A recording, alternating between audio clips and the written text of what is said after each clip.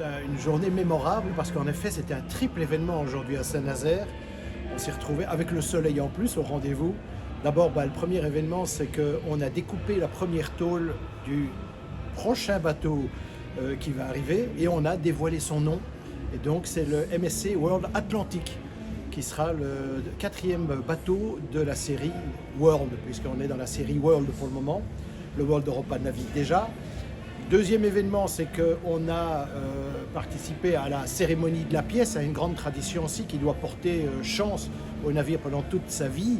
Et donc, on soude des pièces en or dans la coque du navire.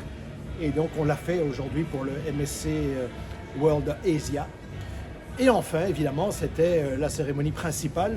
On réceptionne aujourd'hui, on a réceptionné, ça y est, maintenant le bateau est à nous. On a réceptionné le MSC World America, donc le 2e de la série World, après World Europa.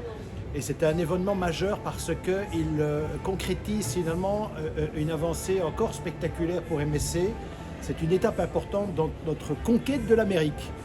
Et donc ce bateau, d'ailleurs, on va le quitter dans 1 heure parce qu'il va tout de suite prendre la mer et il doit assez rapidement traverser l'Atlantique et rejoindre Miami pour son inauguration qui aura lieu le 9 avril, qui sera un nouveau jalon important, puisque là, le marché américain nous attend. Et donc, inauguration du bateau le 9 avril, mais également présentation de notre nouveau terminal de croisière. Nous venons de terminer la construction du plus grand terminal de croisière au monde, et cela à Miami, imaginez du peu, pour une compagnie européenne, privée, de surcroît. Nous aurons donc en effet cette inauguration qui se passera dans ce nouveau terminal de Miami. Et puis là aussi, une 3e plus petite inauguration, mais qui est très importante à nos yeux, c'est que nous allons nous rendre sur Ocean Key. Vous savez, c'est notre île privée aux Bahamas, qui est juste au large de Miami, au début des Bahamas. Et là, nous allons inaugurer également notre centre de conservation marine, qui a été construit sur place.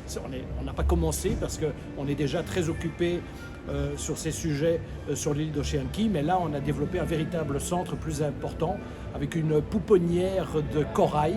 Donc on élève le corail et puis on va le replanter, le réintroduire dans l'océan. Donc ça fait partie des projets portés par le centre de conservation marine d'Ocean Key.